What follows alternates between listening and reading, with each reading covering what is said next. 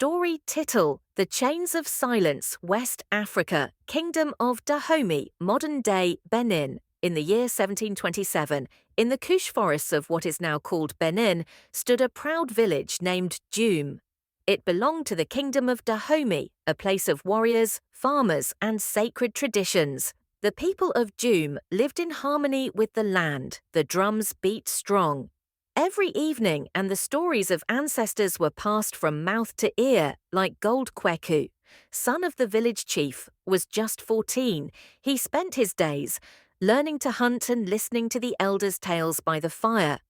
But the world outside Djoum was changing. Far across the sea, in places called Europe and the Americas, kings and merchants hungered for labor for people.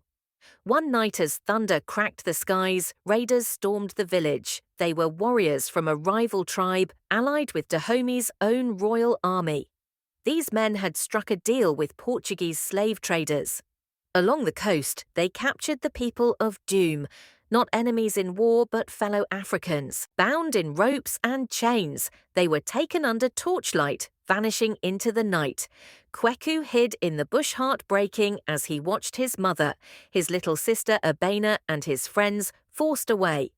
He followed in secret, traveling days on foot through forest and pain until he reached the coast. In a port called Ouida he saw them. The captured villagers were being traded for rifles, mirrors, alcohol and cloth. The slave traders, Portuguese and Dutch, smiled as they inspected the captives. Kweku watched from behind a tree. The smell of gunpowder and sea salt filled the air. Then he saw it, a towering wooden ship with iron doors and sails like wings. A slave ship. The people of Djoum were led into the ship's hold, chained wrist to ankle row by row. The darkness swallowed them, the smell of sweat, fear, and death. Hung heavy, Kweku, desperate, snuck aboard, hiding behind crates of food and weapons. Days turned to weeks. He heard moaning prayers and the cries of children. Each day, someone was lost. Each night, someone wept. An old woman, Amma, caught sight of Kweku. One night, instead of raising alarm, she fed him bits of yam and whispered, "You must live, to tell, to remember." Not all chains are iron, some are silence. When the ship reached the island of Barbados, most of the people of Djoum were sold to sugar plantations. Kweku jumped into the ocean before reaching the harbour and swam ashore under moonlight. He was alone but free.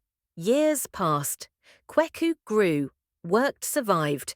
He never forgot Djoum. He never forgot Amma. He travelled, told his story to others in hiding, to children, to rebels, to anyone who would listen. And always, he said, "I am Kweku of Djoum." Taken in 1727 from the land now called Benin, my people were not lost. They were stolen, and I, the